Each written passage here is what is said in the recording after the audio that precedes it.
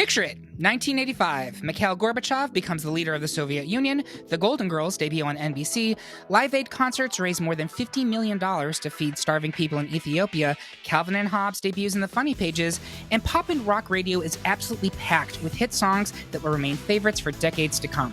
So join us as the great pop culture debate flashes back to the heart of the coolest decade ever to determine the best song of 1985. Wham put the boom boom into my heart, which means I need to up my blood pressure medication. I'm your host, Eric Resniak. Please welcome my panel for this episode who, like the Dire Straits album released in 1985, are my literal brothers in arms. That's right, for this extra special episode, you're stuck with not one, not two, not three, but all four Resniak brothers. So get into those family ties. Alex P. Keaton. First, he's the Patreon supporter who sponsored this episode, which was selected because it's the music from the year he was born. Please welcome to your life, Chad Resniak. There's no turning back. Or actually, there kind of is, since this whole episode is one big nostalgia fest. We built this podcast on hot takes with low stakes. We absolutely did. Next, Some Boys Romance, Some Boys Slow Dance. He does neither. Please welcome back Material Girl, Todd Resniak. I'm all about money for nothing, but I will pass on the chicks for free. Thank you very much. As will I. Our other two brothers are the Dire Straits in this group. And as you walk on by, will you call his name? Don't forget about Brian Resniak making his podcast debut. Welcome, Brian. Let's get ready to argue. Excellent, and I'm having flashbacks to WrestleMania 1, which also debuted in 1985, by the way. I've argued for years that 1985 was the year that pop culture peaked, so let's see if that pans out in this episode. So how does this work? Although this was a mini-sode, we did have a public poll of just about every major song to chart on the Billboard Top 100 in 1985. Roughly 50 people filled it out, and they picked their favorites. We ranked those by popularity, added them to a bracket, and now we argue about it and insult each other all for your amusement, and I assume there will be a lot of arguing and insulting in this episode, as I know my brothers. Want to play along at home? You can go to greatpopculturedebate.com and find the polls and brackets tab. There you'll find the listener bracket for this and every episode of our podcast. Make a copy for yourself. That point is super important. Fill it out and see if your picks match up with ours. So before we debate, I want to ask my panelists, what were some of the songs that you were surprised did not make the bracket from 1985? I'm going to start with our Patreon sponsor, Chad. The biggest, actually two big ones came off immediately for me. Crazy for You by Madonna, which was featured on the soundtrack for Vision Quest. Mm-hmm. Do you guys know Vision Quest? Of course I know Vision Quest. Yeah, Who do you think Quest. I am? I wasn't sure if it was just me. It's a wrestling movie, right? Yes! Matthew Modine. Matthew Modine, yes. Anyway, I fucking love that song. If that was on the bracket, that might have been my number one pick. Like, that's how much I'm for that song. It was a big song for Madonna, too. Yeah. Easy Lover was another one. Yeah, I don't know how that didn't make it. That would have also been really tough to pass on. So I hear Todd booing in the background. Do you not care for that song? I just have flashbacks to the Phil Collins episode. Oh, yeah. I thought he was saying Boo Earns. It almost made it. It was very close, and it's one of my top songs about sluts, and so I was very disappointed. I mean, honestly, though, are there bad songs about sluts? No. I can't think of any. Honestly, Brian, this is not a joke to anyone listening right now. I have wanted to do a best songs about prostitutes episode since we started. There's a lot. No, there's a ton of them, but Easy Lover's not a bad song. I just remember our debate in that episode. So it's far better than Sussudio. We'll just get that way out there. Better. Way better. Oh, Way Jesus. better. Oh, Jesus. Chad, were there others that you were going to mention? Those are the main ones. I just want to do a shout out to View to a Kill by Duran Duran. Yeah. From the Bond movie. I actually didn't like that song originally, but as I started listening to it, it's really catchy, and it's actually one of the better Bond movies. We've been going back and watching like all the early ones, and that movie is pretty good. So those are my major ones. Grace Jones and Christopher Walken. Like coked out of his mind is the bad guy, right? I thought he did a really good job with it, though. I mean, you can be coked out of your mind and do a good job. How do you think I get like through work every day? Kind of have to be a Bond villain, but yeah, yeah. Those are the main ones. And that song is a killer. I also want to do a best Bond theme song episode because I think there's great ones in there. There's some really bad ones too, though. There are some really bad ones, yeah. Great picks. Todd, what about you? I guess probably the ones that, Chad didn't already mention. One of the big ones for me was Smooth Operator by Sade. I just think that that's like a song that I feel like everybody knows. I mean, when anybody knows or says the word Sade, that's the song they associate with her. So I was kind of a little surprised. It's just one of those songs that's just kind of lived for the last few decades. When you're on an 80s station, it's always on. And this is one of those moments, I think we're going to have a lot of these in this episode, where we talk about when we were kids. I distinctly remember Mom hearing this song and being like, all of this bitch's music sounds exactly the same. That sounds right. Yeah. Yeah. Yeah, if we're going to base any of this on what Mom's musical tastes are, we might as well throw this whole episode right out. It's true. Nothing but Moody Blues. And then, what's his face? Mannheim Steamroller. She was a big Huey Lewis fan, though. She liked Huey Lewis. Billy Joel. Really? Billy Joel. Billy Joel, yeah. The other one, Lay Your Hands on Me by the Thompson Twins. Ugh, great song. Yeah. So I guess those are probably two. I mean, I have a list of like half a dozen or more here, but those are probably my two biggest. Okay. Brian, what about you? A couple that jumped out to me. Bryan Adams, Run to You and Summer of '69. Those are both really, really good songs. Yeah. And honestly, either one of those would have been tough for me to vote against. So I was really kind of surprised that neither one of those cracked the I will tell bracket. you, the Summer of '69 was literally number 17. It was right there. It was. I mean, that is like just one vote such away. a good song. Such a good song. Money for Nothing by Dire Straits. I know you planned on seeing a little bit about that.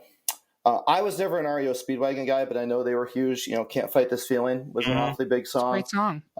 And Born in the USA, which, I mean, honestly, it's shocking to me it was so far down the list because it felt like you couldn't escape that song back at that time period.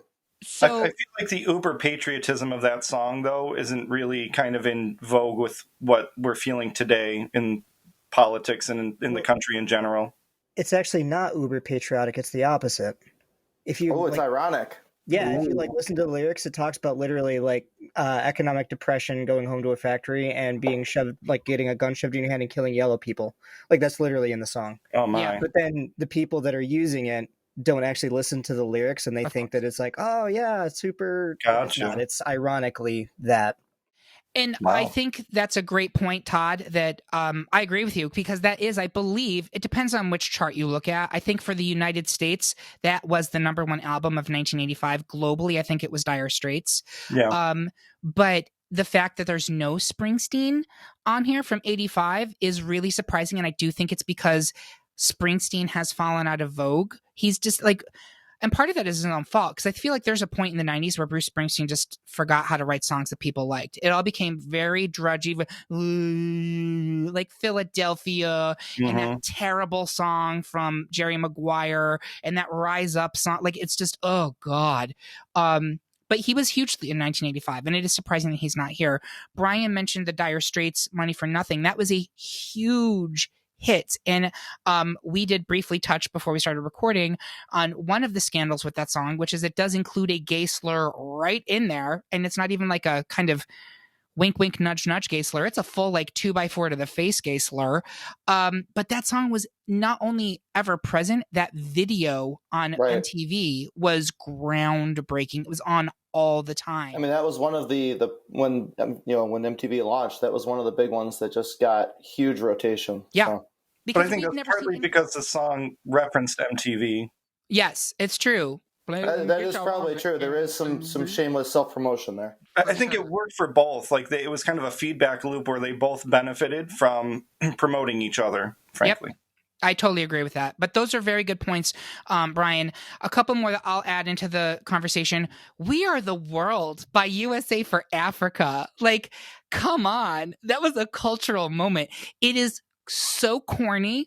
It is so like you watch it now and you're cringing. But what is more 1985 than that? All of these artists, and I believe are there any female voices that actually stand out from the crowd in that? Or I may be confusing it with Do They Know It's Christmas, where it's a total sausage fest. Wasn't Tina Turner on it? I thought Tina Turner was on it. She's definitely on it, and I'm pretty sure LaToya Jackson is on it too. But maybe even Diana Ross. But in terms of solos, I'm not sure if there are any female solos in the song. It's almost all. Yeah, I haven't listened to it in years. I did see it on the list, and I thought about but. You make a good point. It was a huge thing for that time period for sure. Yeah, it corny as all get out, but that's the 80s, baby. We Don't Need Another Hero or Private Dancer from Tina Turner. This was really the peak of her comeback. the What's Love Got to Do with It came out the year before, but this was like the year of Thunderdome. This was like she was everywhere in 85, and neither of her big songs made it here, which I thought was surprising.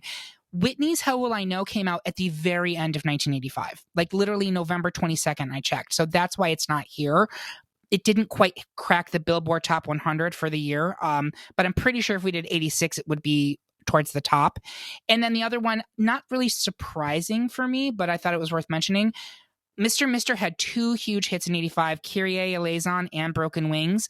It was the only year in the history of pop music that they were relevant. They had 2 hits that year, and neither one of them made the top 16. I will put that Well, maybe if you didn't have 2 Madonna songs and 2 Wham songs, we could have fit some Mr. Mister in. So Wham songs are pretty good, though. Let's get into that, because this is something that Brian, who admitted he's never actually listened to the show, and I don't judge you for that, Brian. I don't.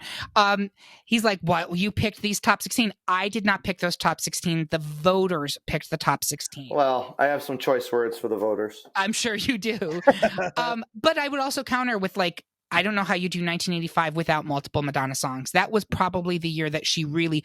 84 is when Like a Virgin came out, but like the songs were most popular in 85. Yeah. Yeah. Also, don't forget that I also put down here Aretha Franklin was very hot in 85. Yes. She had Freeway of Love and Who's Zoomin' Who. And I just love the title of Who's Zoomin' Who. But I mean, you're talking about like somebody like Tina Turner, being relevant again in 85 or having a huge moment. So did Aretha Franklin. So that's also kind of a little surprising that neither of her songs, or at least neither of those 2, were on there. Totally. And I mean, Who's Zoomin' Who is still relevant in pop culture when you're in meetings in the 2020s. So we love Aretha. So that being said, let's get on to these actual debates here.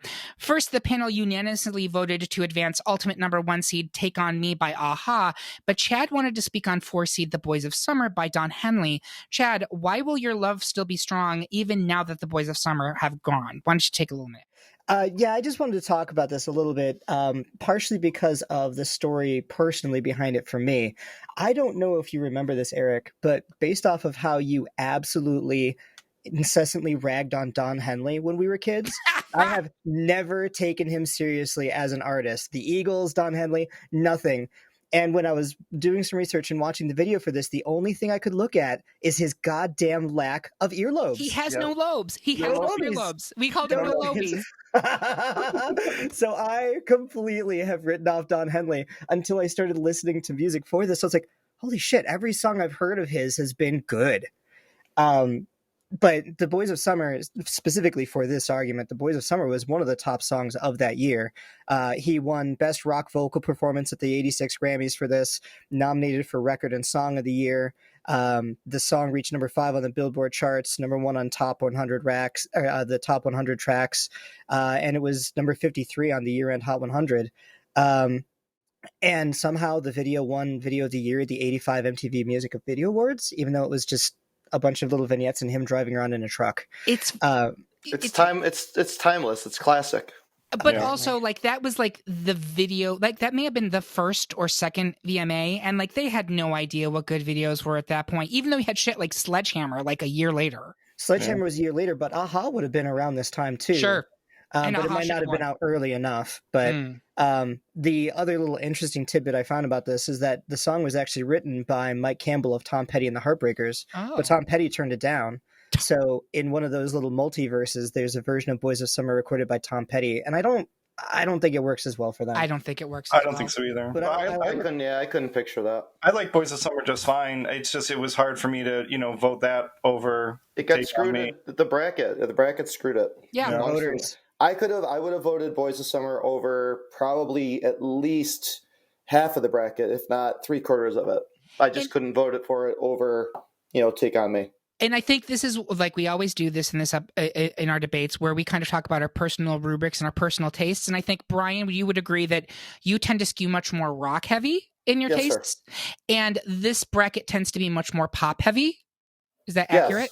Yes, absolutely. So bubblegum pop, as far as the eye can see. Yeah, so that will come into play here.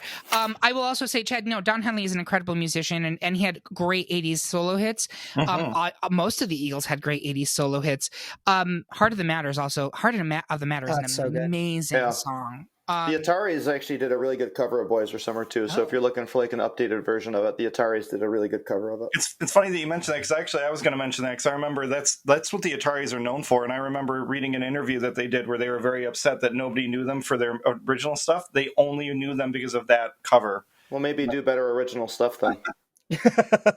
I don't know if they thought about that. Maybe you should send them an email. Yeah, if you're listening. I'm going to send them a tweet. I'm going to tweet them. There you go. Well, thank you, Chad. That was a very good defense of Mr. Henley, but a-ha, Take On Me will advance. Next, 3/4 of the panel can see a new horizon underneath the blazing sky for 3 seeds Sailing Elmo's Fire, in parentheses, Man in Motion, by John Parr. But Todd has a song that's been on his mind, and it's 2 seeds Sussudio by Phil Collins. Todd, explain why we should give you a chance, give you a sign that Sussudio should advance to round 2. Brian...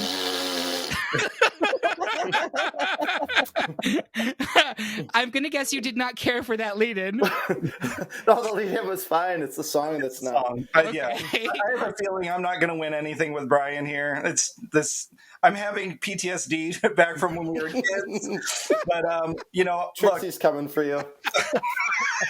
Look, I understand the Sussudio is a dumb song. I get that, right? What the hell is a Sussudio? What is it? I believe it's the name of a woman. No, he made it up. And it's just a made up name. But, so as I read a little bit more about this song, critics did not care for it. Not surprisingly, they called it catchy gibberish. I think that's actually, I would say that that's pretty accurate. But also keep in mind, I mean, I'm somebody who likes, I really like the B-52s, for example. Their stuff I think is catchy, but a lot of it's kind of gibberish, right? But so anyway, it's a goofy song. It's fun. It doesn't take itself too seriously. It does have this kind of weird beat that I just don't think you really hear a lot of. I mean, it's very 1985 for sure. One thing I thought, though, was really interesting is that it was also criticized for sounding a lot like Prince, which I never really associated that song with kind of a Prince style until I read that, and I kind of get it now. But, it was the first single off of the album. It was a #1 song, in many countries across the world. And it was also, I thought was interesting, it's also the first song on the album, and I think is one of the stronger songs on the album. I thought that was interesting. That was kind of the lead-off song. But yeah, it's one of those that, like, when I hear it on the radio or when it comes up on my playlist, it always just puts a smile on my face, because it's just a fun, good time song. Yeah. It's not deep in any way, but one thing I did want to mention about this, however, Eric, I kind of talked to you or mentioned this a little bit earlier, was I did find out, that I love Old Dirty Bastard. Of course. Did you know that technically Old Dirty Bastard did a cover of Sussudio for a 2001 album called Urban Renewal, featuring the songs of Phil Collins? It's done in like a 70s funk style, and I wanted to read you just a couple lines of lyrics. Please do. This recording is dirty and a stinkin', funkier than Pepe Le Pew. And then it's already better than Sussudio right now. And then in the second verse, let me continue verse number 2. Style is wild, dirty, stinking like doo-doo. I mean, Phil could never. Could never. Such resplendence. So it's a loose cover, because really it's just the the chorus. There's some female singers that sing the chorus. Sure. But I love my dirty treasure. So there you go. Sussudio. Todd, I'm so glad that you gave us that hot piece of information, because I was unfamiliar with it. Todd and I absolutely do, completely unironically love Old Dirty Bastard. We were both heart-stricken when we found out that he passed. I can't even say the name of his album, the big one, because it's offensive. That's correct. It's funny. When I first heard Old Dirty Bastard, I thought it was like Our Father. I figured you were going to go there. Yeah. I thought that maybe he had like a double life, which he may still have had. He may still, yeah. A different one. Yeah. Although it's funny, talking about Our Father, I distinctly remember him watching an MTV news segment in which Old Dirty Bastard went in a limo to the welfare office in furs, dripping in jewels with his family, and picked up his welfare check and got back in the limo and flashed at the camera being like, America, I'm going to keep taking your money until you can figure out your system, so go fuck yourself. And I have never seen my father more irate. He almost threw that tiny chair we had in the living room against the wall. And I was like, this man is a hero. That's what I'm saying, right? Old Dirty Bastard was misunderstood. Yeah. He was honestly, I'm telling you, and again, unironically, that guy, he was kind of a genius about this stuff. Yeah, all geniuses are misunderstood. Unapologetic. Yeah. So yes, R.I.P. Old Dirty Bastard. Thank you, Todd, for giving me that information I was unaware of. So that's amazing. Brian, do you want to talk about St. Elmo's Fire? I mean, yes, but I'm still going to trash the studio a little bit more first. Yeah, no, by all means, go for it. And this is nothing against Todd, but here's the thing. I like Phil Collins, and I actually really like that album. Growing up, that was a big album, and I listened to it a lot. But it's probably the fourth or fifth best song on that record. It definitely doesn't belong in the top 16. Take Me Home is on there. That's a great song. It is a great song. Don't Forget My Number, I think would have, I could have potentially voted for something like that.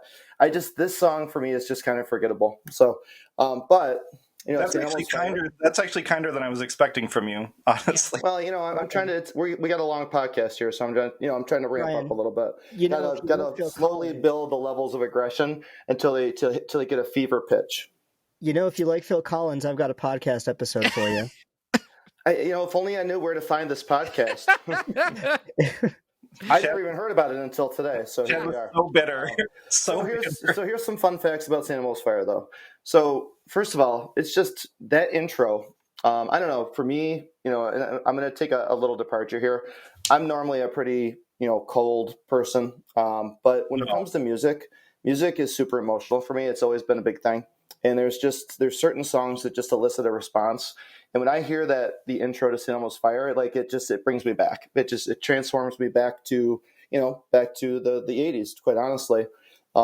It's tied into the movie, which was a pretty successful movie. The Brat Pack was in it, and they were a pretty big deal back in the day.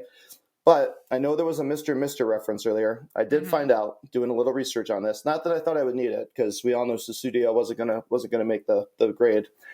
So there were actually artists from Toto, Mr. Mister, and REO Speedwagon all involved in the recording of St. Elmo's Fire. Oh. I couldn't tell you which ones played which instruments, but according to Wikipedia, they were all on there. So there you go. It's a super group. It's a super group in one song. Yep. Yeah. It was also nominated for a Grammy. So you got that. And honestly, it's just that song screams 80s. I don't know how you can listen to St. Elmo's Fire and not just be transported back in time. I think both of them in this matchup scream 80s, but I absolutely agree that St. Elmo's Fire is the better song. Chad, where are you on this one? Everyone knows I love my Phil Collins, but I agree with Brian. Sussudio is not even the best song on that record, much less the best song in this bracket. So I'm all on St. Elmo's Fire. Yeah, and I'd be curious to look at when Sussudio and the rest of the singles from that album were released. Was No Jacket Required 84? It might have been. It might have been. I think No Jacket Required came out in the January of 85, I believe. Okay. I'm curious then why most of the other songs from that album, which all of us agree were better, were not in the top 100. But there you have it. The album was released in February 18th, 85. Okay. And One More Night was the second single in January, and then Don't Lose My Number was July, and Take Me Home was both. Those were both in July. What was the lead single, though? Because the lead single would have had to come out in 84. Sussudio, but they actually released it in January 85 too. Oh, okay. Gotcha. So there you go. I mean, it was just, I think part of it was the release schedule and people not really realizing what songs were going to hit from an album necessarily until they put them out there. So I blame the voters. It's all on the voters. As you should. Yeah. But I believe that is 3 for St. Elmo's Fire. Todd, are you sticking with Sussudio? I am. Look, I'll just say though, real quick. I have nothing against St. Elmo's Fire. I really do love that song, and that's why I told you when I filled out the bracket, it was really hard because The Man in Motion is a great song. But I am going to stick with Sussudio. It's fine that it doesn't advance. I get it. It was a tough bracket. Yeah, for sure. All right. So next, 2 more unanimous decisions for 1 seed Everybody Wants to Rule the World by Tears for Fears over 4 seed Raspberry Beret by Prince, and 2 seed Material Girl by Madonna over 3 seed Walking on Sunshine by Katrina and the Waves. Those are unequivocally the correct picks, but I do want to take a moment and talk about both of the songs getting bounced because I think they're both terrific. I know that there are people on this podcast that disagree with me specifically about Raspberry Beret, but here's some interesting things that I found out about Raspberry Beret. This was Prince's first song following up to his epic Purple Rain movie and soundtrack. And it's a kinder, gentler Prince. And that's very deliberate because he was getting assailed by Tipper Gore and the parents. Oh, the PMRC. PMRC. So yeah, that was big back in the day when I first started getting into like the metal stuff, like that was everywhere. Yeah. So she was specifically coming after Prince, Darling Nikki, and a couple of his other songs, which are just gloriously filthy. And this is not. Like, this is a very kind of sweet, super poppy little song. That's probably why I don't like it. Yeah. But like someone said earlier, oh, Todd, you were talking about how they were saying that Sussudio sounded like a Prince song. And I'm like, Prince songs all have unmistakable big dick energy. All of them. Sussudio does not have big dick energy. Even Raspberry Beret has big dick energy. And what man doesn't want to go in through the outdoor? Like, that's what they're all going for. So that's what I'm going to say about Raspberry Beret. It should still go out to Everybody Wants to Rule the World. And then Walking on Sunshine is actually the oldest song on this top 16, having initially been released in 1983, but it was only released in Canada. And there it became a minor enough hit that the band got signed to Capitol Records. They re-recorded it and released it worldwide in 1985, where it became a smash. And even Dolly Parton re-recorded it in 1996. So that to me is one of my like all-time feel-good songs. Like if you're starting a trip or whatever, you just throw it on the playlist. But up against Material Girl, I'm sorry, there's no contest. So Brian, I know you have strong feelings on Raspberry Beret. Anything else? You know what? It's not so much that I have strong. It's actually that I don't. Like, I don't know. Prince never connected with me, and I know I'm in the minority on that. I completely get that. That's part of what makes music great, is that there's a million different genres and everything's out there for somebody. But even within, it's kind of the same thing, looking at Sussudio. I just think, Prince has better songs than Raspberry Beret, so I just didn't feel justified in voting for it. Oh, he totally has better songs. And if you've never listened to Purple Rain front to back, listen to it, because I think as a rock fan, you might really dig it. Like, there's great rock songs on there. And the one thing that I think will appeal to you specifically, Brian, about Prince, and Todd and I discovered this while watching Purple Rain with your friends in Rochester. Remember this, Todd? Mm-hmm. Oh, yeah. He has a spin-off girl group in that movie called the Vanity Six, led by Vanity. And I remember Vanity, yeah. Yeah. I was like, why is it Vanity Six when there's only 3 of them? And one of us made an offhand remark being like, I wonder if it's because there's 6 breasts among them. And literally that is the reason they're called Vanity Six. Is that feminism? Is that what that is? No. And you will find in Purple Rain, the movie, it is decidedly not feminist, because at one point a character is coming up to a man asking why that she ditched her after he slept with her, and he literally throws her into a dumpster. Like, that's true. Oh, wow. Well, yeah. I was hoping we were going to work that one in. Yeah. It's like the only things I remember about that movie. All of that to say, I really think, Brian, that Prince has more for you than you're aware of, and I would certainly possible. Yeah, I mean, I can certainly do. I mean, I know that he's, as a musician, he's got a ton of credibility. So, I can't take that away. He did thoughts. Todd? He played on a version of While My Guitar Gently Weeps. It was for a concert after George Harrison had passed. His guitar solo in that version is just ridiculous. I mean, that guy could play a guitar, better than almost anybody. Yeah. When it comes to Raspberry Beret, I have to agree with Brian. Like, I like a song. I like dumb pop songs for sure. I think what weighed it down for me is kind of just like he said, he's got better songs. And when you follow up an album like Purple Rain, and the next thing you give us is something that to me is just kind of a throwaway pop song, maybe it's unfair to weigh it like that, but it becomes kind of forgettable. It really is. Another fun fact about this song is when that album was released, he did 0 promo for it. It just arrived in shops, and he didn't even say these are going to be the singles. The people were like, what songs are we supposed to be playing off this album? And Raspberry Beret was the one they picked because they thought it was the most pop appeal. But it's not like he was like, yeah, release this one, and this one. It was just, here, go. Icon. Chad, did you have anything else you want to say about either of the songs, or shall we move on? Oh, I mean, Raspberry Beret is fine. It's just the kind of song you'd hear at a secondhand store. It is. It is. Well done. Well Jesus. done. Next. Oh boy, it's gonna be a long show. It's gonna be a long just show. wait for the next argument, buddy.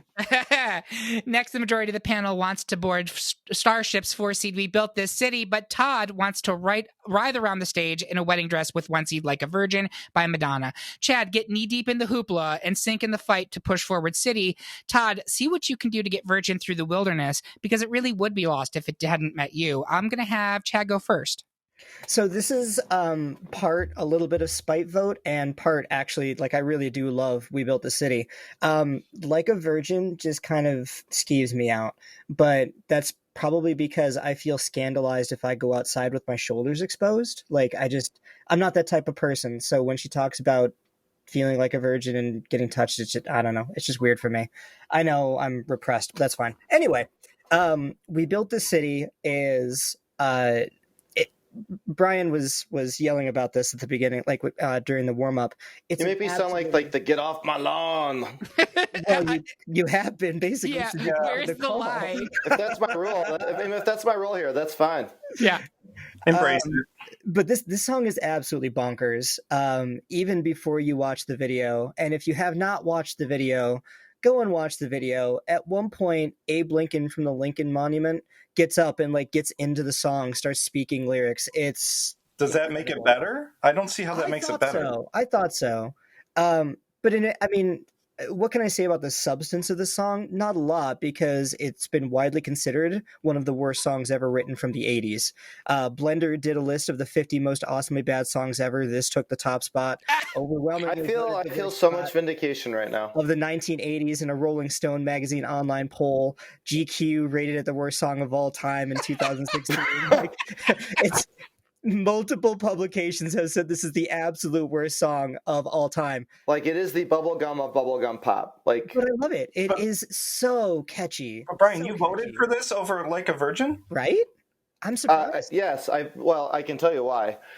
So I took a moral stance against 2 Madonna songs being in the bracket, and I was not going to put 2 Madonna songs through. So out of the 2 Madonna songs, I picked the one I liked the best, and I left the other one behind. Oh, my. Okay. Well, the enemy of my enemy is my friend. Exactly. And again, this song, I don't hate this song. Like, if it came on the radio, I wouldn't turn it off. But it's just, it's vapid, honestly. Is it? It really is. It has a message. What's the message exactly? Please help. It is about being knee-deep in the hoopla. No, it's actually about the decline of live performance clubs in Los Angeles in the 1980s. I didn't live in Los Angeles in the 1980s, so that message does not appeal to me. But they built this city with rock and roll, Brian. I would not have gotten that in the song. I would not have gotten that message. Well, I didn't either. It is actually all right there, because they're always saying corporation games. It is right there in the text. We might not have gotten it, especially as kids, because we didn't have any sense of it, but it was very much an anti-corporate song. And let us not forget, Starship was originally Jefferson Airplane, which was a very political band back in the 60s. Like, Grace Slick tried to spike White House Tea Party with fucking LSD. Like, that's who's the singer on this song. Correct. But that was the 60s. This is the 80s. I mean, this to me is just straight up sell out. We need money. I need to pay my mortgage. Was this song in Mannequin, or did they did a song for Mannequin? Didn't they? How dare you? How dare you? No one's going to stop us now. Okay. Which is essentially the exact same song with different lyrics. Oh my God. I am appalled. I am deeply offended. I'm here to drop hot takes, baby. Hot takes. Low stakes. That's right. Low stakes, hot takes. So before we get to that, Todd, I do want you to do your defense for Like a Virgin. I mean, I don't even know how I'm surprised that I have to defend this song. You tell him, Todd. Like you said, I mean, We Built This City is so vapid. And again, I love dumb, cheesy pop songs, and it's really dumb and it's really cheesy. And Grace Slick did interviews into the 90s where she basically disavowed everything she did with Jefferson Starship, and she realized it was essentially garbage.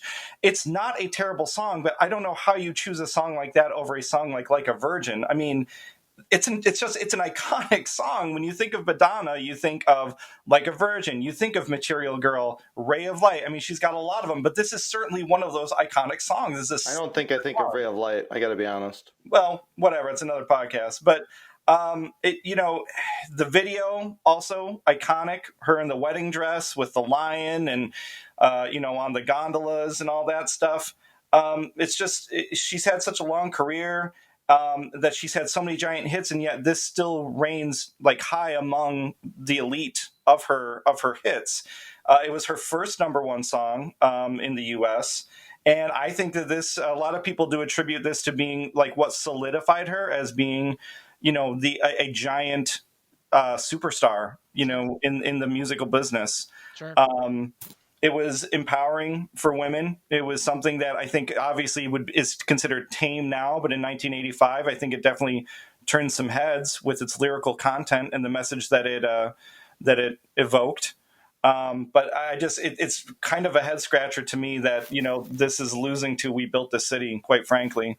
Well, if it helps, Todd, I know I said I wouldn't do this, but honestly, I'm probably going to switch my vote. Only because, like I said, I just didn't think it was right to have 2 Madonna songs in the top 16. I felt that was wrong. I get that it's the voters. I get it. It's just if there's only 16 spots, there shouldn't be 2 songs from the same artist. And by the way, Chad was talking about all of the different publications that have given it raspberries for We Built This City. Rolling Stone and MTV voted it the 4th best song in their 100 greatest pop songs. This is Like a Virgin, you mean? Yes. Yes. So Rolling Stone and MTV voted it the 4th best song in their 100. It'd be weird if he touted the other songs in 2003. And it was, it was number 1 for 6 weeks in the U.S. And also, I looked up cover versions for all of my debate choices. There's some really interesting ones. A group called the Meat Purveyors did a partial cover of this in a bluegrass style as part of what they call the Madonna trilogy with Lucky Star and Burning Up. Not recommended. No. There's a no ray of light in there though, huh? No. That's shocking. There was a 2014 cover by a singing nun who was a winner of The Voice in Italy that she released as her debut single that even Madonna heard and endorsed it. It was actually quite good. And Brian, Motley Crue did a version in 2019, and I would also not recommend. I would not recommend that version. I'm sure you wouldn't. I'm not sure I would either. At this stage of Motley Crue's career, I'm not sure I would recommend 2019 Motley Crue. I think that's a far pass. That is the definition of a Motley Crue. Yeah. But to that point, I do think that there is something to be said for, you look at a song like a Virgin that has been covered, numerous times. I would be very curious to know how many people have bothered dusting off We Built This City to cover that. My guess is it was on not Glee. Many. You hateful bitch. No, I'm just kidding. I'm kidding. Honestly, Todd, I had the same stance that Brian did, which was looking at it from a long con. I was like, if I have to put my weight behind one Madonna song, I'm going with a Madonna song that I have a really close connection to, and that's Material Girl. Like a Virgin is everything you said. It is super relevant. It is critical to her career, all of those things. But I was like, if I can only push one, I'm pushing Material Girl. I am fine. If Brian's switching his vote, it ultimately doesn't matter because Like a Virgin is a 1 seed and it would advance even with only 2 votes if we're tied. I was going to ask what happens if we have a tie. So the seeds then come in, and as a 1 seed, Like a Virgin would continue. Yeah, honestly, after everything, after getting off my lawn deal about having 2 Madonna songs, if you just look at the quality of the individual songs, I definitely think Like a Virgin is a better song. Okay, well, Chad, I think you did as good of a job pushing We Built This City as you could. I do want to say that Nothing's Gonna Stop Us Now is nowhere near the same as We Built the City. It is amazing. And if that was on this, I would be pushing it towards the final 4, to be honest. Starship let you down. You didn't let Starship down. That's they right. let you down. That's the important thing to take away. It's fine. You fought the good fight. You fought the good fight. My bracket is busted. It's fine. Yeah. All right, so with that being said, we will be moving Like a Virgin along. Next, another unanimous victory, this time in a battle of Euro pop hits, as 3 seed Don't You Forget About Me by Simple Minds silenced 4 seed Shout by Tears for Fears. Next up, 3/4 of the panel wants 1 seed Wake Me Up Before You Go Go by Wham to advance to round 2, but Brian has questions. Specifically, he wants to know what love is with 4 seed Foreigner. I don't want to alarm anyone, but I'll rep for Wake Me Up. Brian, take a little time to think things over, and then argue why Foreigner should advance here. I'll have Brian go first. I'm actually going to take a very little time because we're probably running very long. You're fine. So here's the thing. I actually don't like Foreigner, and I don't particularly like this song. This was another one of my get off my lawn moments where I didn't want to vote for two Wham songs. And I honestly think Careless Whisper is a much better song. So by, extension, I just voted against Wham, is essentially what happened. That being said, I will still give you some information about the song. So it is Foreigner's biggest song, their biggest hit, and they were obviously a pretty relevant group for a very long time. Rolling Stone has it as one of their top 500 songs of all time, which seems like a big deal if you care about Rolling Stone. I haven't cared about Rolling Stone in years. And I do live in Rochester, New York, and Lou Gramm, singer for Foreigner, born here. So he is a Rochester guy. So I guess I can, tote the hometown deal for him. But I can't honestly tell you it's a better song. It's not my favorite song. I just didn't want to vote for two Wham songs is what it came down to. I think that's fair. I will say that it is a great rock song, right? It is a great vocal. It is very singable. It is soaring, right? And it feels distinctly 1985. I'm not going to say anything against specifically this Foreigner song. And they have a couple other really good hits from the 80s. But I fucking love Wake Me Up Before You Go Go. Like, this is a song, even as a kid and as an adult. It maybe vapid. This may be the most bubblegum of all the bubblegum. Like, this is Bubblicious, Hubble Bubble, all of it. There's no meaningful value to this song whatsoever. But why is that a bad thing? I'm not saying it is. I had to put it out there. Sure. So let me drop a little knowledge about this song specifically. Like Sussudio and Wake Me Up Before You Go Go should be best friends. They probably are. They probably are, yeah. So while Wham had already had big success over in Europe with songs Club Tropicana, Wham Rap, and Young Guns, all of which are amazing, by the way, if you've never listened, Wake Me Up Before You Go Go was their first hit in America. And for the entire year of 1985, it was the number 1 single on the Billboard Hot 100 single chart. I think it had cross-generational appeal. Like, it appealed to kids that were our age, except for Brian, apparently.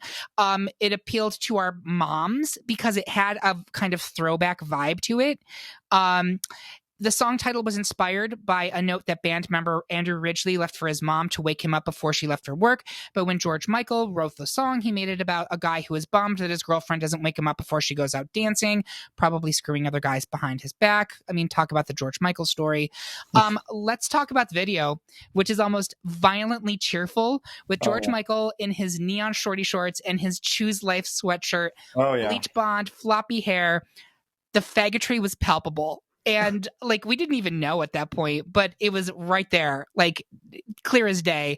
I mean, I think people knew. I think at least some people at least knew. But whatever. I mean, that's not relevant necessarily to the song. It's relevant to me because that was some big gay ass energy coming at me. And I was like, I am into this. I think the U.S. was collectively blind in the 80s. It's true. You look at some of the acts that are out there, and to have people that were genuinely surprised and shocked when they eventually came out as bisexual, gay, whatever, you look back in hindsight and like, I feel like we really should have caught this before now. Barry Manilow was a gay man? What? Right. Classic. I mean, I think honestly though, I think you got to remember at that time and place, that just wasn't like, it just wasn't talked about. It wasn't discussed. It was, it just wasn't a big part of, let's say, pop culture. I think, people were afraid for that kind of stuff, that it could potentially ruin their careers and stuff like that. Totally. So it was kind of kept, was just left unsaid. Yeah, and I mean, if you listen to George Michael's 90s stuff, it's right there in the lyrics. Like, Freedom, the whole lyrics are about, like, I was hiding myself because I wasn't sure it was going to happen in my career, and I sold out, and now I'm back, and I'm trying to just, like, figure out who I am. It's actually really amazing. All that being said, I'm going to put it to a vote, but first, in conclusion, I have one thing to say. Jitterbug. All right, Chad, where are you on this one? I actually don't like Foreigner. It just strikes me as, like, Dollar General Journey. Ooh. And every time I hear Foreigner, I'm just like, I wish this was Journey instead. What about Great American Journey? Great American might even be step above that goddamn place. So yeah, it's definitely Dollar General is probably going to sue you. That's fine for more exposure. I think they sell stuff over $1, but that's all right. It's true. It's generally $1. Todd, where are you on this one? I want to say that Brian convinced me to change my vote, but that would be a lie. I think you guys just hating because, I've been right so much, but that's okay. But, again, like I said, I think out of all of these songs, there was maybe one that I really don't like all that much. It was really hard to choose between these songs. So this, I want to know what Love is. It is a good song. Foreigner, not my biggest thing at all, but I do like it. But yeah, I'm going to stick with my vote. All right. Wake Me Up Before You Go advances to round 2. And finally, in round 1, another unanimous victory, as Guilty Feet will carry 2-seed Careless Whisper by Wham right into round 2. But first, Chad would like to hop in the DeLorean and explain why 3-seed The Power of Love by Huey Lewis and the News still has the juice to transport us through time. Chad, what did you want to say? Channeling my inner Patrick Bateman, do you like Huey Lewis and the News? I do, but just not really the song. So I'm kind of strange in that I've listened over the years to a lot of heavy metal, and then I just have a couple of random like pop acts from the 1980s that I listen to, mostly for nostalgia purposes. And this is totally a deep cut from our childhood. I heavily associate Huey Lewis and the News with going to an Enchanted Forest water safari, where the fun never stops. Oh God. Right? And so like I went through and listened to their whole discography, and they've got so many better songs. So when I saw this on the bracket, I'm like, really, this one? Going back and listening to it is actually better than I gave it for, but it was pretty popular just based off of its interactions with Back to the Future. Sure. So it was actually featured in the movie where when Marty McFly's band was doing the audition, they played like a heavy metal rendition of this, and Huey Lewis himself was the guy that like was the leader of the audition that told them that they were too dang loud. But it did very well. It was performed at the 86 Grammys. It was nominated for Record of the Year. And it's number 366 on the Billboard Top 100 all time. So it's a pretty popular song, but against Careless Whisper, that was tough. What would be your go-to Huey Lewis and the News song? I really like Jacob's Ladder, even though it's not like one of their most their biggest song. ones. It's a good song. Written by Bruce Hornsby. Bruce Hornsby. That's what I'm talking about. Well, now I'm going to retract that. Version is terrible, by the way. I believe that. But Jacob's Ladder is a really good one.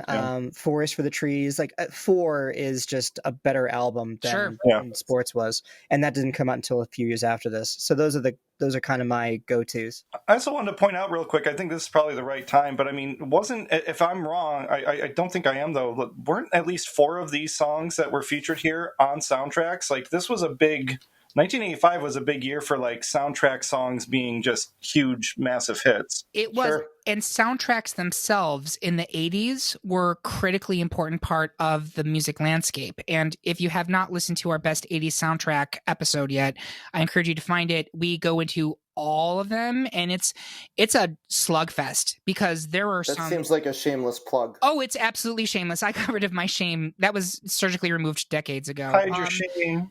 Yeah, exactly. But no, it's a good episode, and like we definitely talk about Back to the Future in there for sure.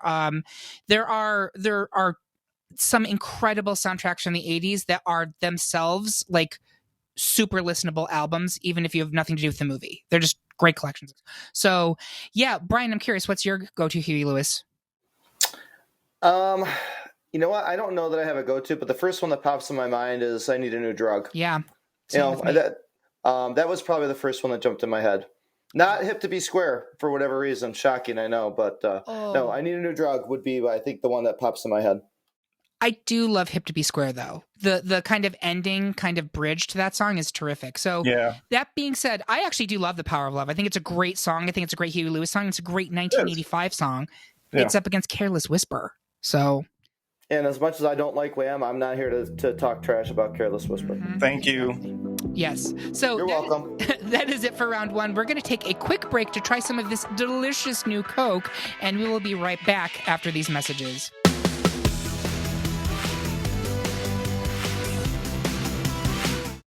Welcome back to round 2 of our Best Song of 1985 debate. Before we get to round 2, let's discuss how listeners can find you Goonies on social media. Brian? I'm on Twitter at It's the Rez. R-E-Z, I guess, would be the important thing there. Yes, it's always important to spell our name. Todd? I'm on Twitter at Todd Resniak. It's very original. So you crushed that one. Yeah. So TODD. I don't get it when people spell Todd with one D. Yeah. Can't trust the Todds with one D. Is this no good? Exactly. REZSNYAK. I'm also on Instagram, and again, my name there is also Todd Resniak. So yeah, he's right. Remarkably consistent. Yeah. Consistency. That's what you get with me, baby. Chatty. I have a Twitter. I never use it. At C Resniak, I believe it is, and Todd already spelled it. I think mostly I just follow chemistry stuff. I think an Instagram exists. I hardly ever use that either. It's probably the same handle. I don't social media a lot. At Kresniak. I'm going to take a weird guess that you're not going to get a ton of extra followers from this, but at Kresniak. No, and if I did, it'd probably be a little bit weird. But if you guys want to, come on over. Perfect. Learn about chemistry from Dr. Chad. Chad's next podcast topic will be best phosphate. Yes. It's so hard. They're all so good. All so good. And for me, you should definitely follow at Great Pop Culture Debate on Instagram and TikTok, and at Culture_Debate on Twitter. Feel free to follow at Eric Resniak on Instagram and Twitter as well. So let's move on to round 2 of these debates. First up, it looks like Take On Me by a-ha is poised to win the pipe punch fight against St. Elmo's Fire, parentheses, Man in Motion, by John Parr. Chad, why can you still feel St. Elmo's Fire burning inside of you? Todd, don't shy away. Explain why Take On Me shouldn't be gone in a round of 2. I am screwing up these intros, so bear with me, folks. I'm going to have Todd go first on Take On Me, which we have not yet discussed. What is there to say about Take On Me? Honestly, I mean, in terms of like a song, it's just one of those. I would say it's not quite on the same level as Sussudio in terms of being a dumb pop song. I don't know that I would say that it's got a huge like message to it, but the song itself is kind of huge and grand in its production. As I was kind of researching this, something that really struck me, I did not know this, was that they actually released this in 1984 originally in a couple of countries, and it failed really hard. And so I actually went and found, and you can find it on most streaming platforms, but I found a version, the 1984 version, and I listened to it, and honestly, it's really not that different from the version that became a international smash hit. But it's an interesting historical artifact, and I think people should kind of seek it out and listen to it just to get a feel for it. It ranked number 1 in multiple countries, including the U.S. It's a song that I think is iconic, both not just for the song, but also for the video. I don't think that either of those two mediums really kind of detracted from the other. I think the video kind of bolstered the song, and the song bolstered the video. It's really hard to kind of disentangle, though, the two at this point, right? They're both, I think, so well known together, especially with that mix of the animation, the black and white animation. So it's a song it's both well known for the song and the video. It's something that I think most people, if they're in the car alone and they hear the song come on, everybody tries to hit those like high falsetto notes because it's just a fun thing to try and do. And yeah, that's it. Fun fact: there is a remix by Kygo that came out in like 2015. It adds a Caribbean feel to the song, which is also very interesting. And I would recommend people check that out as if you want to hear just something a little bit different with that song. So I'm curious, can you explain to me how the earlier version is different from the one that we know? Like, is it less synthy or? Yeah, it's really interesting. The beginning part is definitely less synthy for sure. The basic tune definitely sounds the same, but there's definitely not as much production in the early part. But then there's the mid-song break where you have, like in the well-known version, you have the synthesizer going do do do do do, all that stuff. Can you do that again for me, please? Yes. That was perfect. It sounded like a ninja. I love it. Sounded like a Ninja Gaiden song. Now can you falsetto the chorus for me, please? That's another podcast. But the mid-song break, this what I thought was really interesting, was the mid-song break in the original version, the 1984 version, is just really bizarre. Like it just sounds like it does not match the rest of the song at all. It's very jarring. But I mean, the vocals are pretty much the same. Like I said, the actual composition of the song is the same. So there's areas where it's actually less produced, and then there's areas where it feels like it's more produced than the well-known version. It's interesting. It's not fundamentally that different, but I can understand why people took a shine to the 1985 version more than the 84 version for sure. Yeah. Well, I'll have to check that out. Thank you. That's really interesting. Honestly, though, if it wasn't for the video, I don't know that the song ever reaches the status that it did. I still think it's a hit because it's a super great song. catchy. I mean, Take On Me is awesome. It's absolutely nothing like Sussudio, so I don't know where that came from. You're still trying to step for Sussudio. That needs to end. But I mean, the video is like, I mean, it is a perfect marriage. Yeah, for sure. Chad, talk to me about the Man in Motion, St. Elmo's Fire (parentheses John Parr). So you already talked a little bit about my credentials as a chemistry professor, so I feel compelled to talk a little bit about what St. Elmo's Fire actually is. Oh, okay, yes. Yeah, so are we really doing this? I'm excited. Bitch. Strap in, y'all. Strap in. So St. Elmo's Fire is named after Saint Erasmus of Formia, who is known as Saint Elmo and is the patron saint of sailors. I just want you to know I'm picturing Elmo from Sesame Street. Yes, as a saint. That's what I'm going to picture. So I hope that helps you. This explanation actually kind of ruined it for me because that had been my imagery is like Elmo literally with his hands on fire, but unfortunately no. Wow, that's dark. The phenomenon itself involves an electrical arc when you have so like if you've got a ship in a thunderstorm, the clouds and the top of the masts have an electrical discharge between them, and that causes the like bluish glow which is associated with St. Elmo's Fire. Ah. Everyone just clicked off this podcast. No, that's what just happened. It's super interesting. So you're saying that St. Elmo's Fire is a reference to the blue glow being given off by a lightning strike? It's not exactly a lightning strike, but it's a potential. But yes, it's like the molecules are getting stripped of electrons, and that causes them to emit light, which is that bluish glow. And you had me at molecules and electrons. You had me right there. Yeah, well that's fascinating. That was interesting, but what does that have to do, I guess, with the song? Nothing at all. Fucking awesome. Zero. What it is. What I really like about this song versus Take On Me, and don't get me wrong, I love Take On Me. Like it's when we first were burning CDs way back in the day, this was the first song that I was like, Toddy, make me a CD of this. And it was the first song on the 80s CD that you made for me, and it was great. That's true. That is true. But we've talked on this podcast, I think it was the Phil Collins episode with Kate Rakulia, about there are songs that are bops and there are songs that are bangers. And St. Elmo's Fire, parentheses Man in Motion, is the only certified banger on this list. It's the only banger that we have left in the bracket. And so as somebody who's a little bit more rock oriented like myself and Brian, I feel the need to stump for it and to try and push it forward. The lyrics, I also really like the lyrics versus Take On Me, because Take On Me, like, I don't know, I don't really get what that gets at. Whereas the lyrics for St. Elmo's Fire are very much about determination, overcoming odds.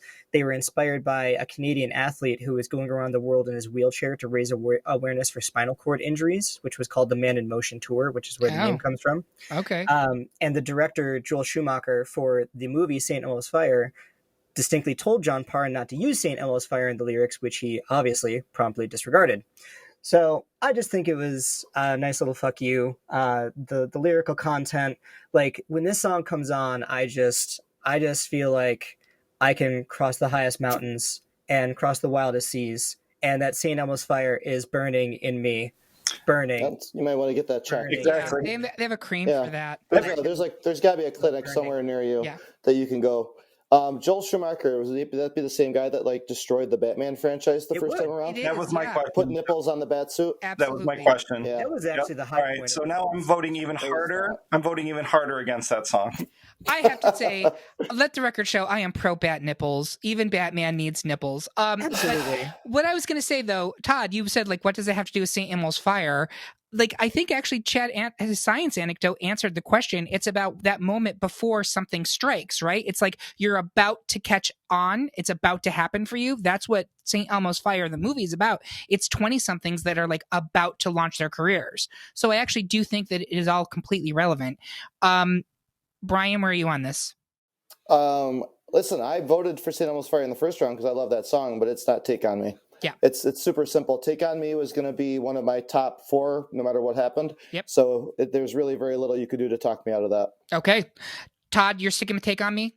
Yeah, I mean, I appreciate. Honestly, I think Chad, you did a great job defending St. Elmo's Fire. You made it really hard. I just think 1985, like you said, this was a banger. 1985 wasn't probably well known for being heavy on rock or great rock songs. So, unfortunately, no, I'm still sticking with my choice. Take On Me. I think if we did song of like 1988, it would be predominantly rock songs. So this was just a very heavy pop year. I'm sticking with Take On Me, but Chad did an excellent job defending Man in Motion, St. Elmo's Fire, parentheses, bat nipples.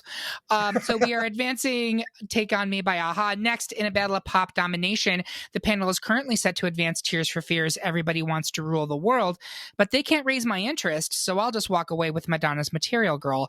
Brian, help me to decide, help me to make the most of freedom by pushing Rule the World. I will explain while some boys kiss me, some boys love me, I just think they're okay because I'm still living in a material world. Brian, why don't you go first? I think for me, Everybody Wants to Rule the World. It just has, if you really get into the lyrics and read the lyrics, it's a little darker. There's some more contemporary themes at play. It's not, I know I've used the word bubblegum a bunch, but I'm not a bubblegum person. I like stuff that's got some meat to it. I just feel like there's some more meat, there's more substance to it. For its time, I mean, you could actually consider it kind of edgy because of the subject matter, and it's still relevant today. Like if you went and put that song on right now, which I did a couple of hours ago, and listen to the words and think about what's going on in the world right now, a lot of that stuff is still very, very much in play in the world that we're in right now. And then I love a good movie tie-in. I guess I'm just a sucker for that because a bunch of the stuff I voted for has movie ties. It's not on the soundtrack for Real Genius, but Real Genius, which is a super underrated movie by the way, if no one's ever watched it. Yep. Really great Val Kilmer. Yep. That movie or that song comes right in at the end of the movie. And it's just perfect. There's just the way it comes in, the intro to it, it just fits so well. And I feel like that just reinforces it that much more in my brain. There's just something about that song that I every time I hear it, I'll listen to it the whole way through. I'll never, ever skip it. And I think it's important to point out when it comes in that movie ultimately is about brilliant kids at a college being conscripted into making war weapons for the government.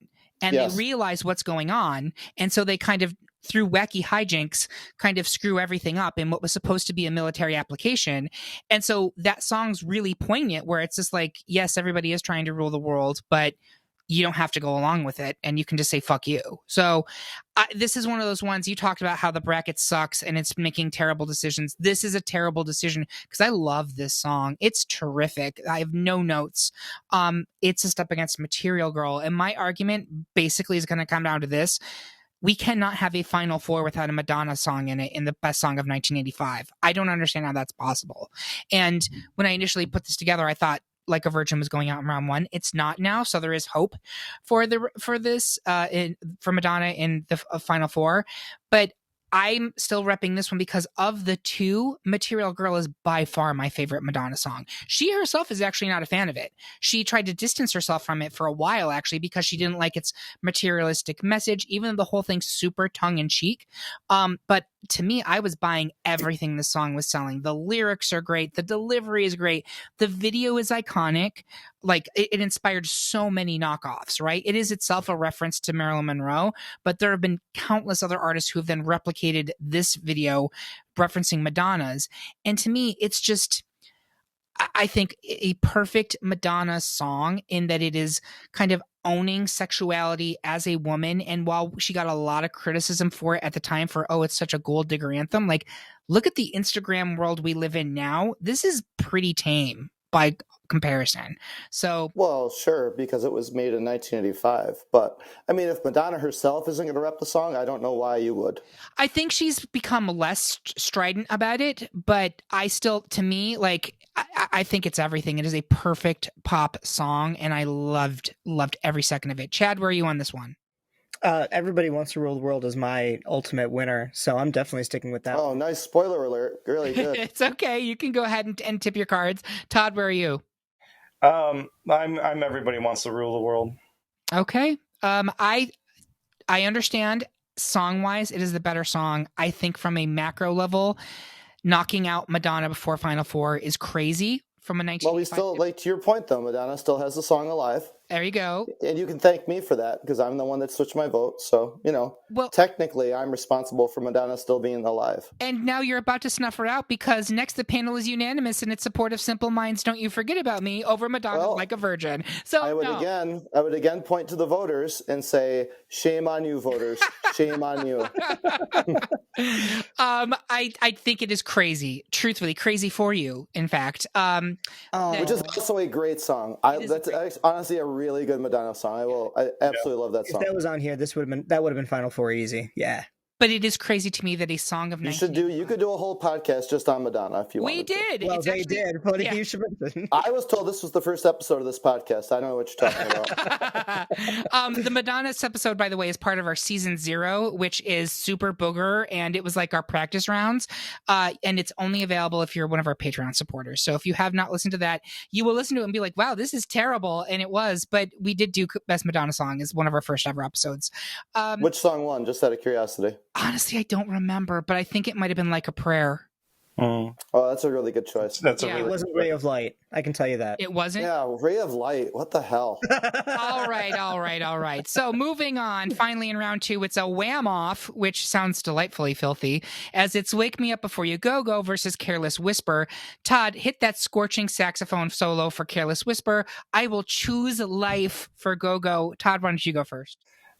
I think it's really difficult to think of a song that sounds both more like quintessentially 80s, but yet also kind of bizarrely timeless. And I think that Careless Whisper does that. I really do. The opening sax riff it's beyond iconic. I don't know if there's another word that goes kind of above the word iconic. But if there is one, that's that sax solo. The tempo's perfect. The vocals are clear. They're clean. They're crisp. It was a massive hit. This is an absolute karaoke favorite. I've heard this, I can't tell you how many times at bars when I go to karaoke nights and people are singing it. It did actually manage to snag a spot on Billboard's Hot 100 60-year recap that they published in 2018. I believe it hit something like 162 out of the top 500, which, again, that's pretty impressive when you consider 60 years worth of singles and songs that were being ranked. I mean, there's not really much more for me to say about it than that. I just remember hearing that opening song or that opening sax and always thinking as a kid that there was something like I wasn't getting about this song and that it was secretly dirty and I just wasn't getting it because it kind of sounds like that saxophone kind of sounds like something you would expect to hear in kind of maybe like a porno or something like that from that era. Fun fact, German thrash metal band Traitor did a cover of that song, and I would certainly recommend people listen to that because if you didn't know you were listening to Careless Whisper, you wouldn't know you were listening to Careless Whisper. There's actually a much better cover. I mean, I haven't listened to that cover, so I shouldn't say that, but Seether did a great cover of Careless Whisper. It's excellent. It's really, really good. So again, if you're looking for a little bit more punch than the typical Careless Whisper, excellent cover. Yeah, I mean, go ahead. I'm sorry. Well, just I mean, like if you're comparing Wham versus Wham, Wake Me Up Before You Go, sure, it's a fun pop song, but I mean, if you're looking for something where I feel like it all just comes together at a different level, I just feel like Careless Whisper is on another level when it comes to like the songwriting, the production, all of it. It's just way above Wake Me Up Before You Go. Yeah, so you actually mentioned something where, like, when you were a kid and you would hear Careless Whisper, it would make you feel kind of uncomfortable because you're like, I'm not sure I'm supposed to be listening to this. Like, there's something to it that is very adult. And so one of the things when I was approaching this bracket was like, okay, yes, this is a song of 1985. Am I judging this Eric in 2022 or am I judging this Eric in 1985? Eric in 1985, no question, is going Wake Me Up Before You. And so that's part of why I voted for it here. But if we're talking Eric in 2022, there is no question Careless Whisper is the correct answer. It is the better song. It is a fantastic pop song, frankly. And Wake Me Up Before You Go is just a pop song. And I think Careless Whisper is more than that. So there's no wrong choice here, in my opinion. Wake Me Up Before You Go, hugely popular, hugely influential for Wham and George Michael's career, broke this band in the US for sure. Careless Whisper is the song that I think has an iconic and take a drink. It has a legacy that's still very relevant. So, Chad, where are you on this one? I'm with Careless Whisper. One of the things that I look for is how relevant are the songs still today? And I mean, the saxophone solo from Careless Whisper is just everywhere. Mm-hmm. Wake Me Up Before You Go Go, that was in the gasoline scene in Zoolander, right? Yes. Yeah. It's a ton of movies, actually. It's still around, but like, I don't know, Careless Whisper, it just seems like it's so much more ubiquitous. And frankly, I just can't get past the wake me up before you go go, don't leave me hanging on like a yo-yo. Like when you're talking about that's not ODB level right there. It's not ODB level lyricism for sure. And that's kind of where my conversation ends. So definitely Careless Whisper. Hey Chad, do you know who didn't do a good cover of Careless Whisper? Ghost. Blue Borgir. Oh, Ghost. That could have gone a lot of directions. It could have, but we went with Ghost. Brian, where are you? I'm Careless Whisper all day, every day. All right, so that's going to be advancing. I can't be mad about that. So before we get to these Final Four matchups, we're going to take another quick break to check up on this wild new electronic gaming system that Japan is apparently releasing. It's called a Nintendo. Have you heard of this? We'll let you know what we think right after these messages.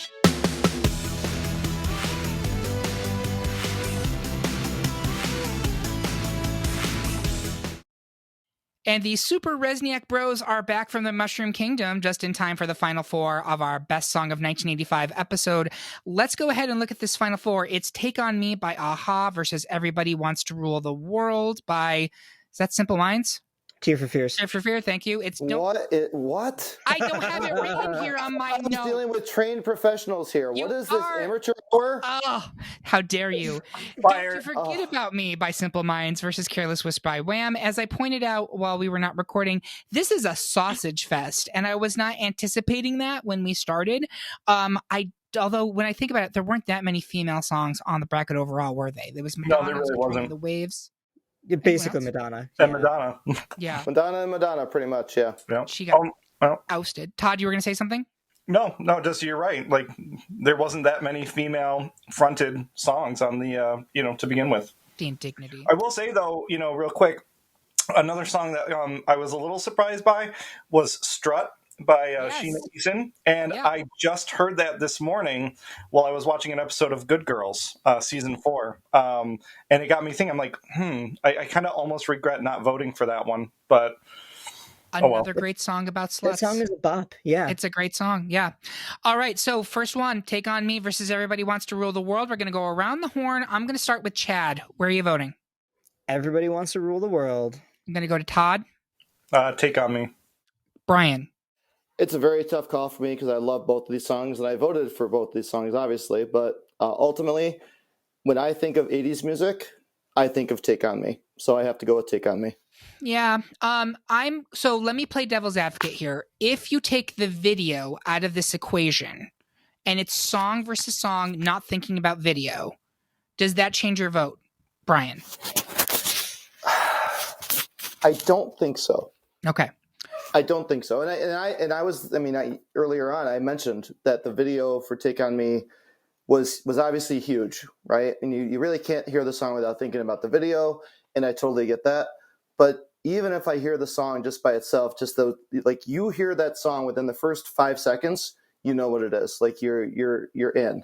And I don't know, there's some songs to me that are just so quintessential to the time period that they were created and released in. And I feel like this is one of them. I will use your arguments against you here and say that a-ha's Take On Me, while it is quintessentially 80s, is essentially a bubblegum song. There's no actual heft to it. There's no message. Whereas Everybody Wants to Rule the World, as I think you also pointed out, does have a very real message that was relevant very much in the 1980s and continues to be relevant for this day. So I do think, and honestly, I'm not even sure where I'm voting here, but I do feel as though if I'm looking at them, which is the better song, I do think Everybody Wants to Rule the World is the better song. Which is the better song for 1985? I think you can make more of an argument for Take On Me. Todd, are you still firmly in the Take On Me lane? Oh, yeah. Okay. You do make a compelling argument, honestly, Eric. I can't deny what you just said. Take On Me is not as bubblegum as some of these other songs, but there's obviously not a strong social message. There's not a lot of depth to the song, but it's just it's so crazy catchy, and that falsetto chorus and stuff. There's just things about it that are just, somewhat iconic, I think, for the time period. It's also, you cannot replicate that song. And this is like, that video is like the moon landing of music videos. Like, it's crazy that it's 40 years old almost. And I've never seen anything come close to it since. Like, how have we not made a better video than Take On Me in 40 years? But we haven't. Like, even Peter Gabriel's Sledgehammer, which I would also kind of put in that zone of like incredible 80s videos that are unimpeachable. I still think Take On Me is better. And we've never had anything close to it. So, Chad, are you still sticking with Everybody Wants to Rule the World? Yeah, I mean, I've talked a little bit about my rubric. It's kind of a two-faced thing where it's how was the song within the context of 1985, and on that front, Take On Me is the clear choice. Like, as you've said, quintessentially 80s. You know immediately what era it's from when you hear just the first three notes. But then the second aspect of my rubric is that still relevant? What's the endurance of that song? And Everybody Wants to Rule the World, like that still seems relevant. It's still a composition that kind of holds throughout. And I mean, in terms of the message, human beings still suck. That's kind of the idea. What's that? Human beings still suck. Not really a big spoiler there. That was kind of what I was getting to, is like, is it really prescient to be like everybody's, fighting for power? Well, no, but Take On Me doesn't really cover any of that. So for me, like, Everybody Wants to Rule the World has the pop sound to it. It's got some guitar to it. It's got a really good, two guitar solos, actually, the middle one and then the one at the end. So just overall as a composition, I just like it better. But Take On Me also has a pipe wrench fight. I don't know if anyone's ever seen the literal version of that video, but that's amazing. That is great. I will say that even if we are torn in right now, I still think I lean with you on this one, Chad. Take On Me would still advance because while they're both 1 seeds, Take On Me is the ultimate number 1 seed. It was the one that got the most votes from our voters. So I think... Well, at least they got something right. There you go. I think it's going to have to advance, Chad. I'm sorry. No, I can't really even be mad about it. It just... I mean, when you're at the Final Four, it shouldn't be easy. Like, these should not be easy decisions. If they were, then, there weren't very many good songs that year. And honestly, when you first told me about this and I pulled up the top 100 for the year, I was like, okay, there was a lot of good songs this year. Like, I knew this was going to be a struggle because just going through the top 100 list, there were a lot of really, really, really good songs. Yeah, and actually, thank you for that, Brian, because it's a good reminder. We will have a playlist that you can find on our website, greatpopculturedebate.com, in the bonus section that will have the 100 top songs of 1985. So if you're listening to this and you're just like, what is that song they keep talking about? There you go. Go find it. We've made it for you. Can I jump on that for just a second? You can, please. So I want to preface this by I don't actually believe this, but like, it's kind of a fun thing that I think in the back of my head is like that the songs that were popular when somebody was born kind of inform and kind of like are a reflection of their personality and Sure. And they kind of vibe with those. And it's very obvious looking at the songs that were popular when I was born versus the songs that were popular when you guys were born as to why I am the coolest and most fun of all of us. Because Jesus all of your years are fucking terrible. Oh my God. Yeah, nothing cooler and more exciting than chemistry. Hey, if you guys were born in the right year, you probably would have come the same path too. Copacabana was the number 1 song in the month that I was born, and I defy you to come up with a cooler fucking song than that. A man gets murdered, Chad. What song was Any one of these 16 is immediately cooler than that, but anyway. Boo. All right, so let's get to that last Final Four matchup. It's Don't You Forget About Me versus Careless Whisper. Let's start with Brian. Don't You Forget About Me it's funny. So when people say, because I'm a metal guy, so I have to preface this because obviously people that are listening to this have no idea who I am and what I do. I got into metal, in my teen years and never really looked back. But when people have those questions, like if you could only listen to one song, if you could only listen to one album, blah, blah, blah, blah, blah, blah, blah. If I could only listen to one song for the rest of my life, I think it's Don't You Forget About Me. Really? I know it sounds crazy. I know it sounds insane. And obviously, I just shocked you guys with this revelation. But it's just, you can't listen to this song without thinking about the Breakfast Club movie, which was just such a big movie for that time frame. And I would argue, if I sat my kids down right now and had them watch Breakfast Club, that there would still be enough. Yes, it'd be cringy. Yes, it'd be cheesy. Don't get me wrong. But I think there would still be enough emotional resonance in that movie to still connect to them today. I know that they have different problems today than they did back then, but a lot of that stuff holds true, man. There's still jocks and there's still geeks and there's still all this other stuff. They're so tied together. It's kind of like Take On Me with the video. That song is so tied together with that movie, and that movie is just, it's iconic for me. Mm-hmm. Now, just speaking about the song, because I don't want to give the song short shrift, it was their only number one hit. It was the only number one hit Simple Minds ever had. Fun fact, because this came up a little earlier on a different artist, this song was written for them, and they initially passed on it because they only wanted to do their own material. But they hadn't gotten a lot of commercial success in the United States. So I forget exactly who wrote it. I don't have those notes in front of me. I apologize. But they passed it to a couple other people. A couple other people passed on it, ended up coming back around to them, and they ended up going ahead and recording it and realizing that they had something pretty special. They did add some stuff, like the la la la las. That wasn't in the initial writing, so some of that stuff was added by Simple Minds as they recorded it. But obviously, ended up being a pretty good decision on their part. It actually stayed on the UK chart from 1985 all the way to 1987, which is kind of insane if you think about it. Yeah. Like, that's a really long time for a song to stay on a chart. It's either a really great song or the UK just has terrible music. I don't know which one it is. The UK has amazing pop music. No way. Well, then there you go. Yeah. Then it must be a pretty damn great song. So that's my 2 cents on Don't You Forget About Me. Okay. Toddy, where are you? Honestly, for me, it's still Careless Whisper. This is one of those, like you said, like it's really hard when you get to the final four. There's no doubt that Don't You Forget About Me is an iconic song. It absolutely is. It's also true that I think to me, it's inextricably linked to that movie as well. I just think that Careless Whisper is also an iconic song, but it's not something that I necessarily, when I hear it, I don't associate it with any particular movie or any particular moment. It's just something that I can listen to anytime that it comes on, and it just evokes, a feeling. But it's not tied to like one specific moment or movie or, piece of media or whatever. It's just one of those songs that I think you can play it today. And is it going to sound a little outdated? Yes. But I think people will still absolutely flock to that song. They'll accept that song. They'll enjoy that song for what it is. So for me, it's still Careless Whisper. Okay. Chatty. Just borrowing off of something that Brian said, who'd have thought that a group named Simple Minds wouldn't be very good at writing their own music? That's very strange. It's too bad because they had some good other songs. I mean, I don't know if a lot of people have really listened to some of their catalog, but they have some good other songs. It's a little sad that they didn't have more success.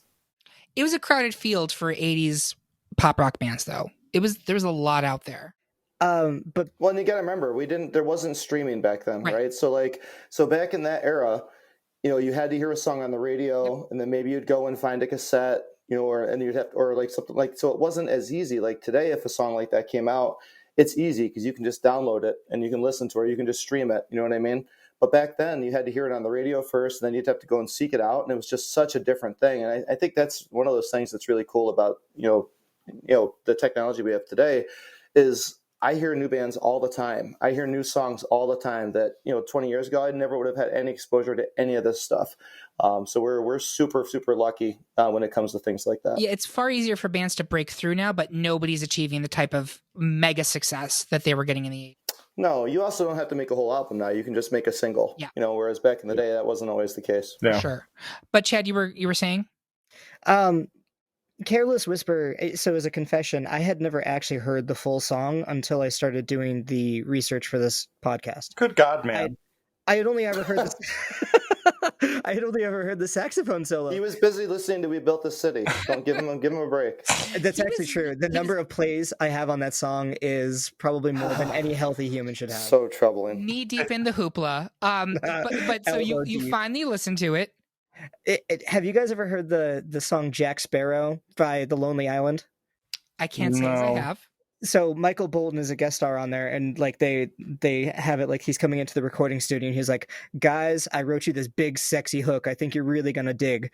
And that's what the Careless Whisper is to me, is it's like when I first heard it, it seemed very disjointed, like it was 3 different songs. And then as I started listening to it, I started getting it a little bit more. Whereas Don't You Forget About Me, I honestly didn't even bother looking into it because I didn't think it was going to go very far. Like, it just seems like a slightly above average 80s song to me. But this is just blasphemous. It's blasphemous. You're just being hurtful because of We Built This City. That's what this is. I went down in St. Elmo's Fire in round 2. Yeah. So that's what kills me. You're going to fight for St. Elmo's Fire over Don't You Forget About Me. Don't You Forget About Me is so much better than St. Elmo's Fire. You so much take better. that back. Just for that, I'm voting for Careless Whisper. Oh, I see how it is. Absolutely. Well, just for that, I'm going to build a time machine. I'm going to go back into 1985, and we're going to make sure you don't ever make it to this podcast. How about that? There you go. Please. That got dark. I was waiting for the moment that we would tip over into fratricide, but seriously though, I think there's some interesting stuff here. Was there anything else you were going to say, Chad, or?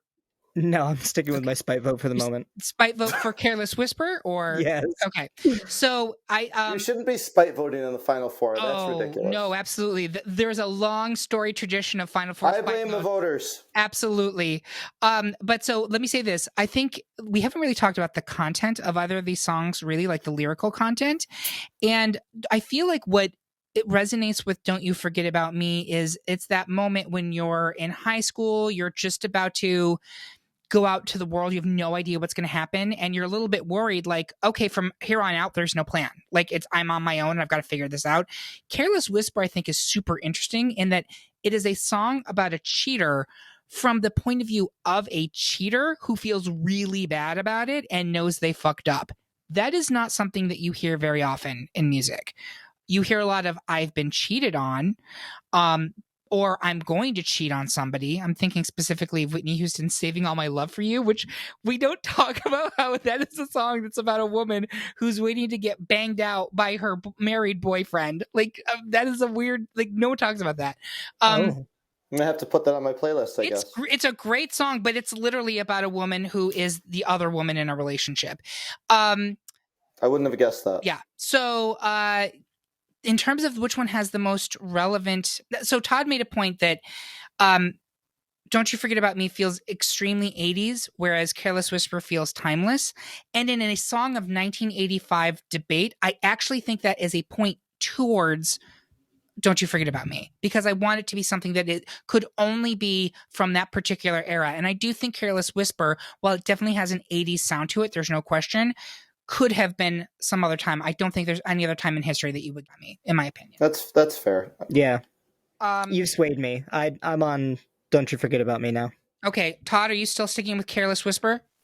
Yeah, I mean, actually, I think that the more simplistic kind of composition of Don't You Forget About Me, I think that song could have been recorded literally any time in the 80s, really. Again, I think it's just because it was tied to that movie that, you know, that's how it's identified. But I mean, that could have been done by any number of groups throughout the 80s. I think it would have sounded very much the same.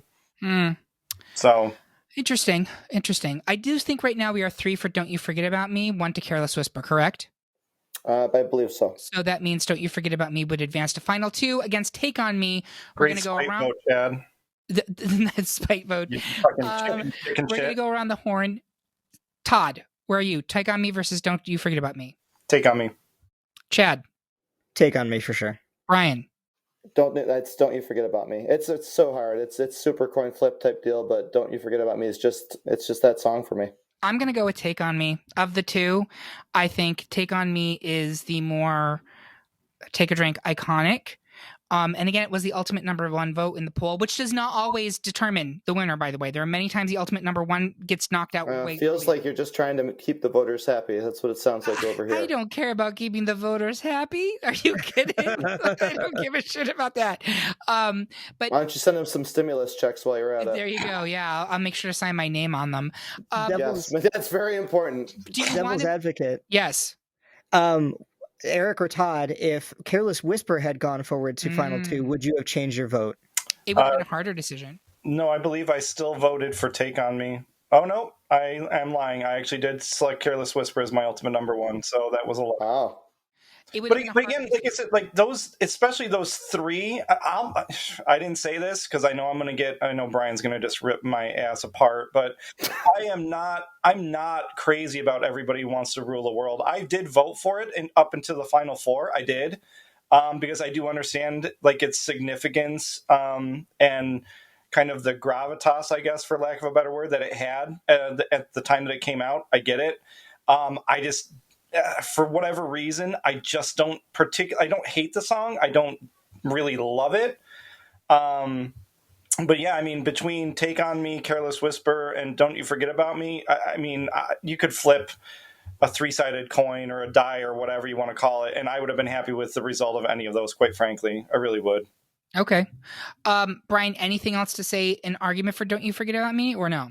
No, I mean, I think I already said enough. It's tough, obviously. They're both awesome songs. I just think I have a more emotional connection to Don't You Forget About Me than I do Take On Me. Mm-hmm. But I mean, ultimately, I love Take On Me. Like, so I'm not like mad that, Don't You Forget About Me doesn't win. I love Take On Me. Like, that's a great song.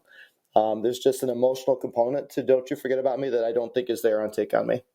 That's fair. I think that is accurate. I'll make one last point, and you could argue that Take On Me was so closely associated with that video, whereas Don't You Forget About Me is so closely associated with that film and that soundtrack. I think that's actually a very 1985 thing. MTV, you cannot discount how important that was in the pop music landscape of 1985. And as we said earlier, 80s soundtracks were really critically important in the music industry at that point. So the fact that these are both one-hit wonder songs, ostensibly, at least in the States. I know A-ha had hits over in Europe, but like 2 one-hit wonder songs in the final 2, one's associated with a video, one's associated with a movie. I feel like that's really 1985. So I think we did a good job getting here. And there you have it, folks. Our pick for the best song of 1985 is Take On Me by A-ha. Do you agree with our choice? Do you think we need to check the batteries in our Walkman? Let us know your pick by leaving a comment on this episode at greatpopculturedebate.com or yell at us on Instagram, Twitter, Facebook, or YouTube. While you're there, make sure you like and subscribe for more Great Pop Culture Debate content. And if you really like what you heard, please consider supporting us on Patreon, which can get you access to more exclusive episodes, merch, and the ability to suggest episodes for us to do in the future. I want to say thank you to my panelists. If you had told me in 1985 that the 4 of us would be recording a podcast 37 later, I would have said, what is a podcast, you dork? And thank you in particular to Patreon Chad for sponsoring this episode, and thank you for listening. Our top-tier Patreon sponsorships are all snapped up, but you can still get tons of great perks by subscribing at patreon.com/greatpopculturedebate.com. Until next time, remember, everyone is entitled to their wrong opinions.